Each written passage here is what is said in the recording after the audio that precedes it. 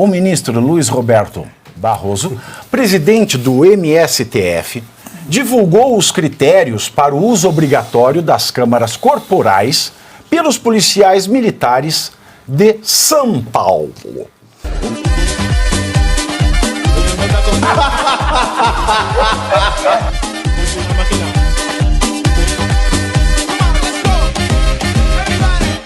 O ministro Luiz Roberto Barroso, presidente do MSTF, divulgou os critérios para o uso obrigatório das câmaras corporais pelos policiais militares de São Paulo. O texto da decisão, eu acho tão bonito quando vocês põem esse pedaço da Revista Oeste, sabe, com a tarja cortando, fica assim tão elegante, fica bonito, sabe, no texto. É bonito no audiovisual isso aí, né? O texto da decisão diz que os equipamentos devem ser usados em 3 situações. 1. Operações de grande envergadura. Ninguém ria. 2. Incursões em comunidades vulneráveis para restaurar a ordem pública, como favelas. 3. Operações para responder a ataques a policiais militares. Barroso já havia definido a obrigatoriedade das câmeras com gravação ininterrupta, ou seja, o policial vai ao banheiro, está gravando. O policial vai dar aquela cagada, está gravando. O policial atende um familiar, está gravando. Porque não importa, né? O policial é o elo mais fraco, né, da cadeia da persecução criminal. A gente faz dança, pega, estica e puxa. Inclusive, isso viola até os direitos do trabalhador. Sim. Viola os direitos. Mas tudo bem, é policial. Eu acho que eles pensam, são esses animais, não são seres humanos. Bom, mas voltando à notícia, essas situações são prioritárias. Mas a ideia é que o governador Tarcísio de Freitas amplie a instalação dos aparelhos, especialmente nas circunstâncias definidas pelo Ministério da Justiça. Vamos lá, Cláudio Caivano. Favelas. Por que não manda a polícia do Rio usar câmera? Em primeiro lugar, porque 70% do estado é dominado pelo narcotráfico. Em segundo lugar, por que não é o Tribunal de Justiça do Estado de São Paulo que está tomando esta decisão, mas sim o ex-Celso, porque de Celso só tinha o Celso, ele saiu, então perdeu, é ex-Celso, MSTF está decidindo. Terceiro, por que na Bahia ninguém põe a mão, já que a letalidade policial é maior? Terceiro, narcoestado, cleptocracia ou cleptosimpatizante? Eu vou responder com muita precisão, hein? Não faço a mais fucking idea sobre todas as perguntas que você acaba de me fazer. Elas não têm como ser respondidas.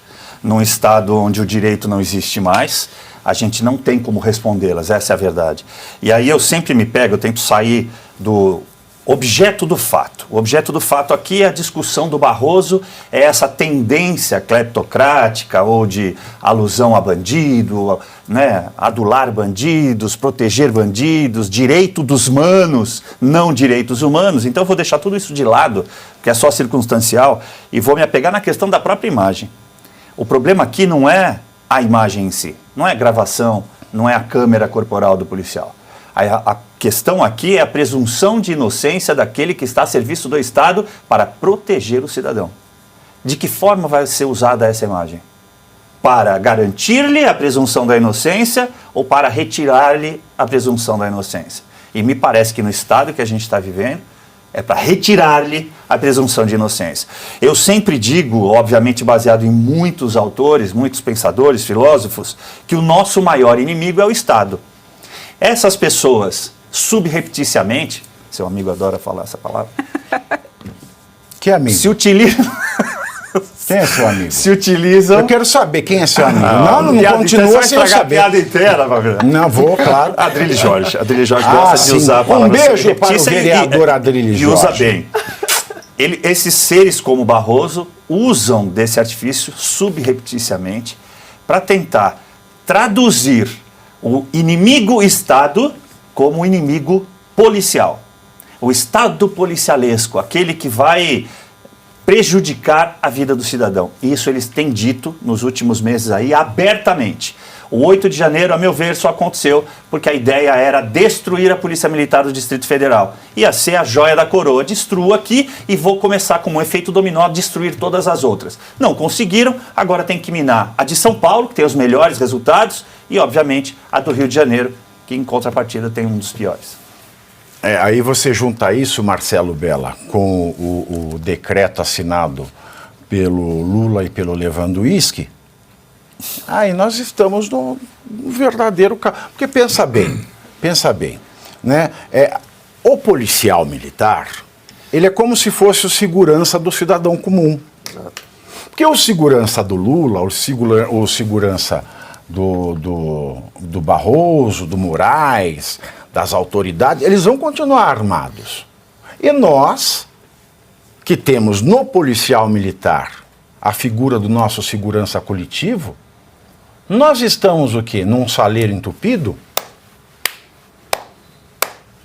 É muito mais grave do que isso, né, Pavinato? Quando a gente olha o número de contingente de policiais do estado de São Paulo, em torno de 80 mil policiais, e o número de câmeras que estão à disposição desses policiais, que são pouco mais de 10 mil, isso já começa uma incongruência maléfica em relação ao plano de controle e destruição da polícia, como falou o colega. Então nós temos, na verdade, essa câmera como olho de Mordor. Essa câmera não está para proteger o policial. Olho de Mordor. O que é isso aí? Olho de Mordor é o seguinte... Olho de Mordor, para mim, na minha terra, tem outro nome. Pois é. Chama também fazer a bezerra. Fazer a bezerra. Olho de Mordor. Olho Aqui de faz, ó. Entendi. Nossa, Não, no caso da obra do Senhor dos Anéis, Mordor era o local onde ficava Sauron. Mas tem a ver com o anel da bezerra que eu tô falando. Pois é, outro anel, né? E aí ali, aquele ser maligno, Sauron, ele podia ter contato imediato quando se usava o anel. Mas de qualquer forma, voltando à vaca fria, ou à bezerra, nós temos aí um processo de destruição e enfraquecimento da polícia e também para atingir o governador Tarcísio, que é um dos melhores governadores do país, com um dos melhores resultados na área de segurança e na área de infraestrutura também.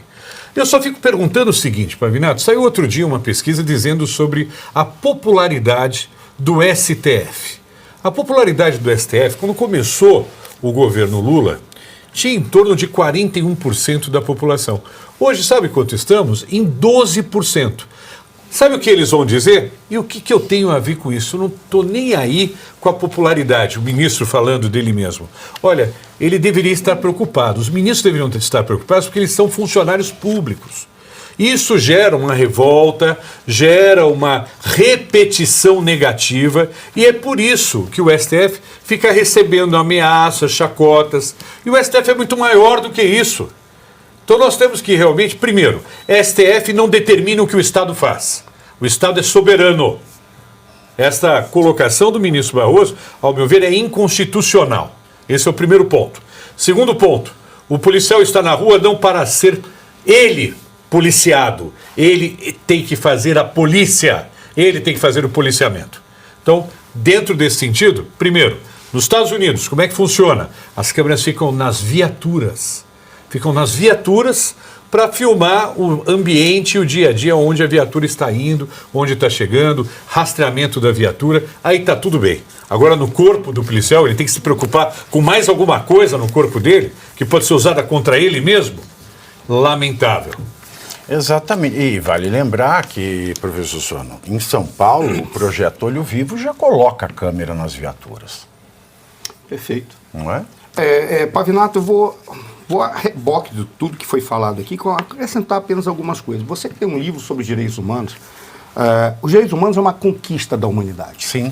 Ele não é uma conquista, deixa eu falar, direitos humanos não é coisa de esquerda. A esquerda não sabe o que são os direitos humanos e ela não defende os direitos humanos pelo que eu tenho visto, porque a esquerda ela tem uma visão teleológica da história, ou seja, ela tem um início e tem um fim. Em função do fim que eles acham que descobriram o mecanismo da história, vale qualquer coisa. E os direitos humanos é apenas um penduricalho que pode ser usado ou não. Então, os direitos humanos é uma conquista da humanidade. Mas se eu estiver interpretando errado, Um dos grandes defeitos que foi trazido para a questão dos direitos humanos e a deturpação feita pela esquerda é que eles vincularam os direitos humanos única e exclusivamente àquilo que são as ações dos instrumentos do Estado para preservar a ordem social. Então eles consideram direitos humanos apenas defender aquele que é o marginal, aquele que comete erros. Por quê? Porque ninguém pode chegar a eles, porque eles são vítimas da sociedade. Se eu bem interpretei adequadamente, e se eu não interpretei adequadamente, eu fiz pelo menos uma interpretação que tem características lógicas. Qual é a grande questão para mim? Os direitos humanos eles têm que valer para o cidadão que não exerce uma função de polícia, mas também tem que valer para o policial. O policial tem que ser respeitado dentro dos direitos humanos, e o problema, até como o Caivano falou, já está sendo jogada fora a presunção de inocência do policial. Então um cara que é um alvo móvel, porque ele é alvo de todas as armas dos bandidos, porque ele está fardado, é só identificar e dar-lhe um tiro. Um cara que já é um alvo móvel, não está bem aparelhado, um cara que é colocado em áreas vulneráveis. O problema das áreas vulneráveis já está dizendo ali que, olha como ele fala, nas áreas vulneráveis ele está dizendo, tem muita criminalidade. Por que ele não fala que a área vulnerável tem muita carência, essa carência tem que ser suprida? Eu posso dizer como. Pega aqueles 100 milhões que foram jogados fora de viagem e coloca numa área vulnerável dessa. Pega aquele dinheiro para resolver problemas de saneamento, para dar dinheiro, para botar posto de saúde, para dar educação e para dar para a polícia combater os marginais que tomaram conta dessas áreas vulneráveis, que já não fazem mais parte do Estado brasileiro, porque tem um Estado próprio. Você certa vez falou, aquilo ali já não é mais o Estado brasileiro. Aí o que eles fazem? Colocam o policial numa situação em que ele não tem a presunção de inocência, ele é o inimigo, e ele tem que ser colocado no ridículo de ter uma câmera que todo mundo vê tudo o que ele faz. Ele não tem o direito à privacidade. Eu sou a favor da câmera. Para quê? Para o policial ligar, já que ele não tem jurista para lhe defender. Tem vocês, que são juristas que aqui estão, mas ele não tem assistência jurídica, já que ele não tem assistência psicológica, já que ele não tem dinheiro para treinar.